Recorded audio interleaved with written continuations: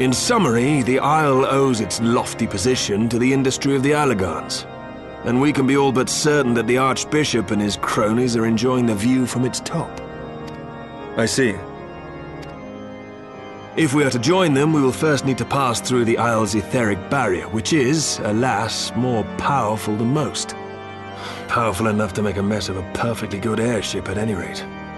As far as I can gather, the barrier mechanism draws ether from the surrounding environment and polarizes its elemental aspect to produce what is, in effect, a wall of lightning.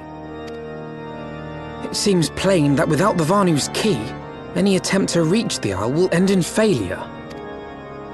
Alas, the key was careless enough to leave without us, and I don't think the Vanu keep a spare. Master Garland, based on your experience, is there no other way that we might breach the barrier? Well, in the past, we've beaten similar barriers by nullifying them with elemental converters. But the one we're up against this time dwarfs aught we've encountered before. The Enterprise simply isn't large enough to bear the requisite amount of crystals. I'm reminded of the quantity needed to nullify Leviathan's command of the sea. A veritable mountain of crystals that could only be borne by lashing two galleons together to form a twin vessel, scarcely able to propel itself, much less fly. That said, we're not without options. If it isn't feasible to nullify the barrier, we might try piercing it. How? We create a ram of condensed ether and mount it on my ship. There's just one problem. I don't have the faintest idea how to build one. It's going to take a true authority in the field, I reckon. Would that the Archons were still with us. But yesterday evening, I chanced to find Mistress Tataru in unusually high spirits. Assuming I understood her excited ramblings correctly, she has acquired a clue, pointing to the whereabouts of one such individual. An Archon? Truly? Ha! Fortune favors the righteous, eh? Well then, let's not waste any time. While you go and look for our missing friend, I'll work on modifying the Enterprise. Her hull will need reinforcing to bear the punishment, not to mention a mount for the ram. Just you wait, my pretty. By the time I'm finished, you'll be an airship reborn.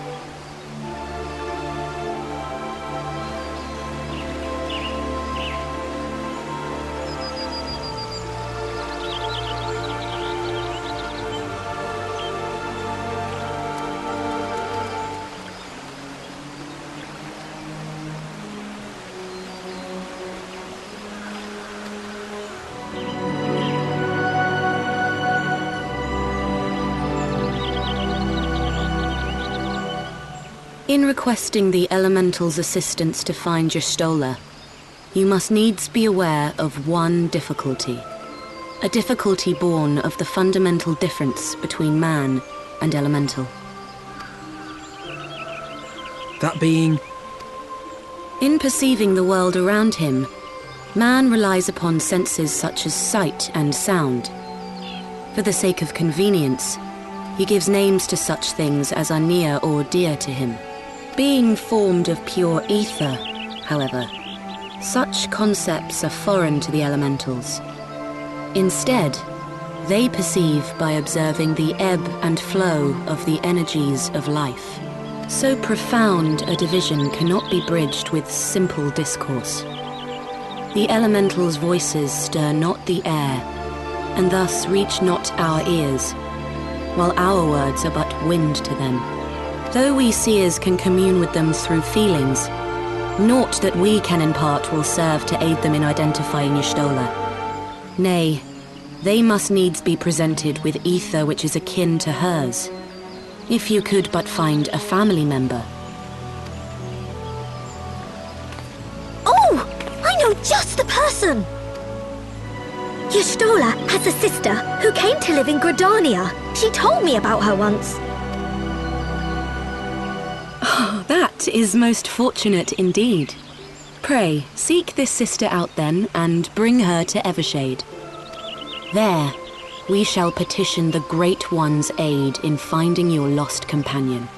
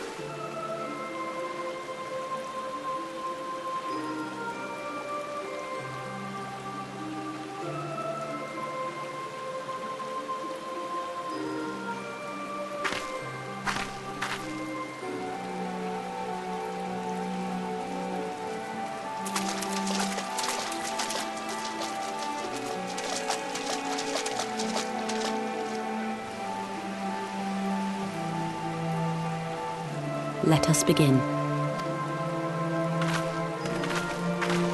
Raya O, Arun, if you would.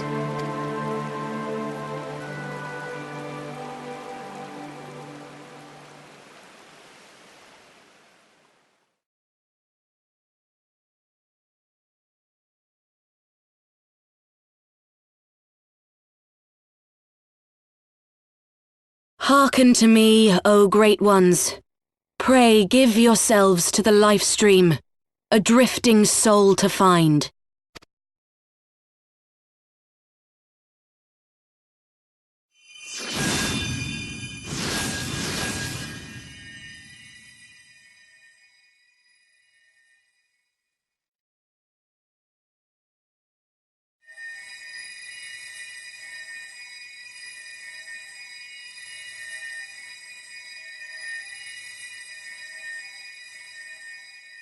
Please, Y'shtola. Please come back to us.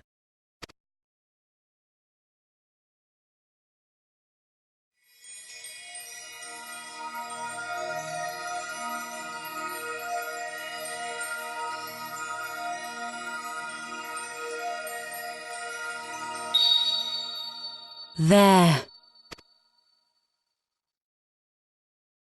Now!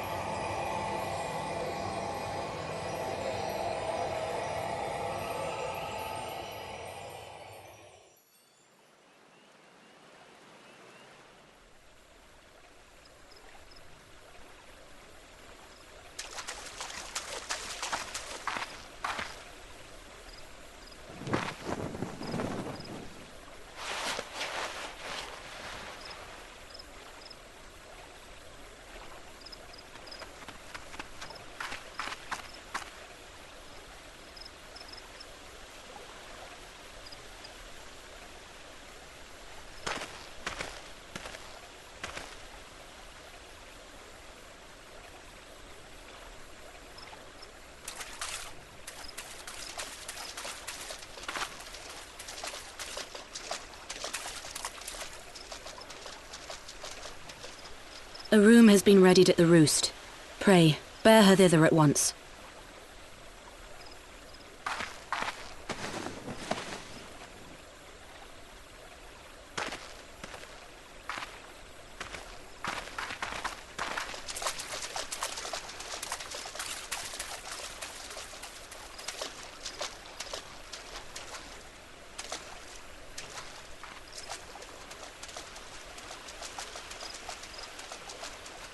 All that remains is to pray, my friends.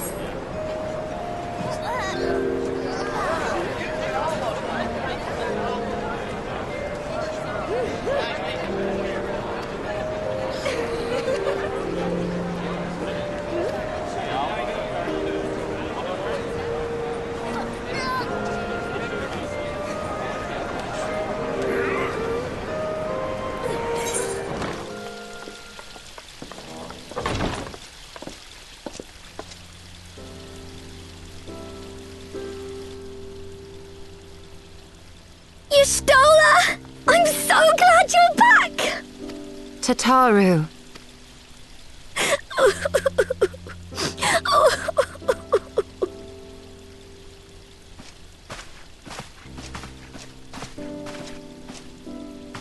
You are safe. Thank the 12. Something has changed about you, Alphino. Or mayhap the change is with me. I seem to sense the ether around me more keenly than before. I am pleased to see you well again. Do you feel strong enough to talk? Worry not. I am well enough.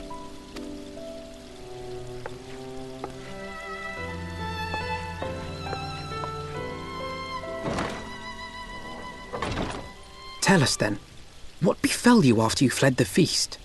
We were told that there had been a tunnel collapse. That was my doing. I brought the tunnel down that you and Minfidia might escape. At the last moment, I invoked a teleportation magic, in hopes of spiriting Thancred away at least. Needless to say, it did not go quite as planned, and I found myself adrift in the Lifestream. The others? Where are they? Did they not escape? They remain unaccounted for. You were the only one we have been able to find. I am truly sorry. It was the Crystal Braves who pursued you that day. My hubris that led to our undoing. No apologies are necessary, Alphino. You are not to blame for what occurred. Know that were our comrades here, they would commend you for keeping the light of hope alive. Don't worry. The others are alive and well, I'm sure of it. We just need to find them. Indeed, Tataru. Let us find our friends and rebuild the Scions. Ha! There is the Alphino I remember. And I feel much the better for his return. 'Tis time I arose.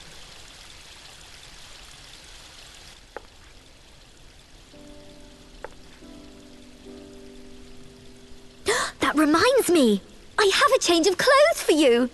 I don't like to boast, but I made them myself. I learned how to weave while we were in Ishgard, you see.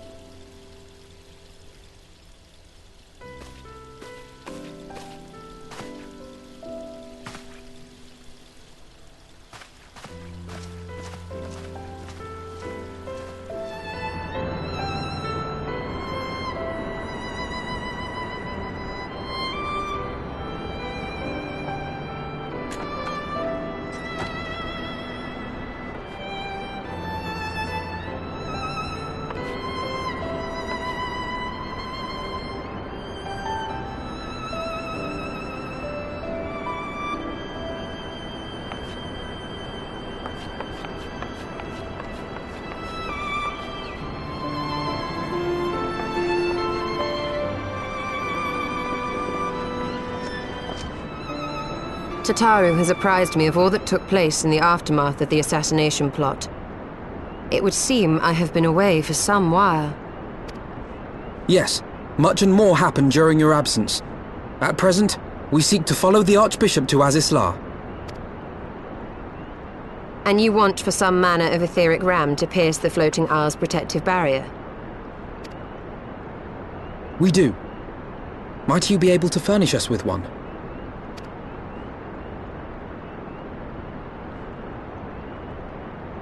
A means to prise open a hole in an Allagan barrier.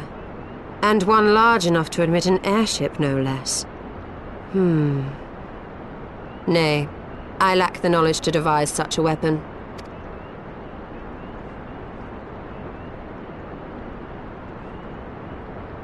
But I know of one who could.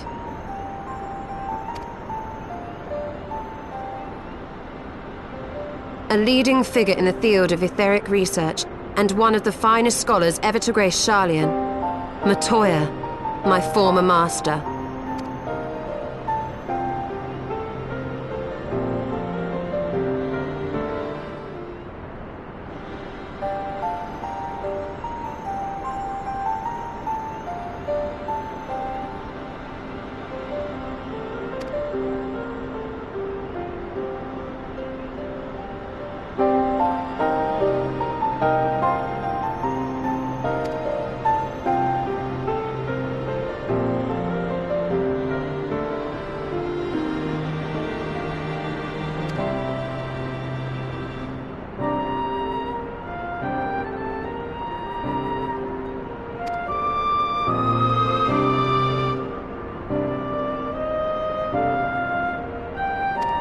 you.